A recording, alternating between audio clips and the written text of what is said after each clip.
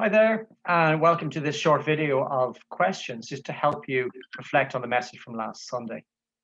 I started last Sunday by saying that I find it difficult at times to know how to talk to other people who aren't Christians about my faith. Particularly, I remember back to my time working in the IT world, talking with work colleagues, with neighbors, with family, friends, and so on, talking with them about Jesus, those who don't yet know him. Do you experience the same thing, and why or why not? Just chat about that amongst yourselves for a few minutes. The passage we looked at last Sunday was John chapter 4, the part where Jesus meets the woman at the well in Samaria. Take some time to read the passage together, just from verses 4 to 30. And as you do so, note what strikes you about the way Jesus interacts with this woman. And take some time after the reading just to discuss that amongst yourselves. What struck you about how Jesus interacted with the woman?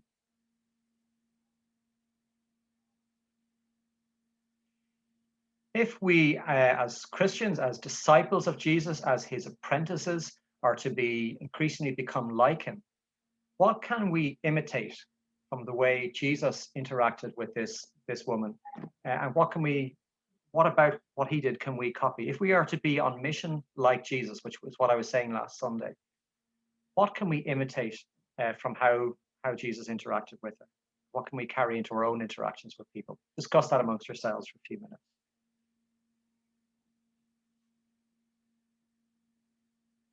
A little later in this passage, as Jesus talks with this woman, he said, "A time is coming when true worshippers will worship the Father in spirit and truth." They had been talking about where was the correct place to worship. Remember, the woman kind of used this old argument. She brought it up again to push Jesus away, I think. But he said, "A time is coming when true worshippers will worship the Father in spirit and truth." What do you think he meant by that? Take some time to talk about that amongst yourselves.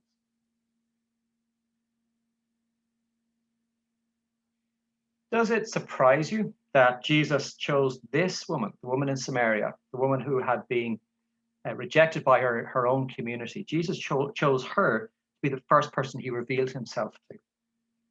Does it surprise you? Why or why not? And what does it tell us about Jesus that he did that, do you think?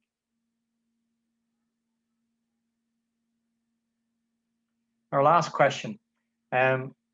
I invited us at the end of our time together on Sunday to think of a Samaritan woman who you can pray for, someone who you would love to share the good news of Jesus with, maybe someone who others mightn't expect to be someone who would instantly come to faith, someone who we might be uncomfortable talking with. Let God help you identify someone like that, and just start praying for them, praying that God would open their hearts to hearing his message of love for them and respond to that. And maybe take some time together as a group to pray for the people that God has brought to mind for you. Be careful, I suppose, you don't have to say their names, maybe use their initials. But can I encourage you to just keep praying for those people, that God would soften their hearts to his message of love for them, and maybe even give you an opportunity to talk with them about Jesus and what he means to you in a way that is gentle, that is patient, but that in a conversation that leads to their thirst for God, the heart thirst that all of us have for God. Take some time to pray together about that.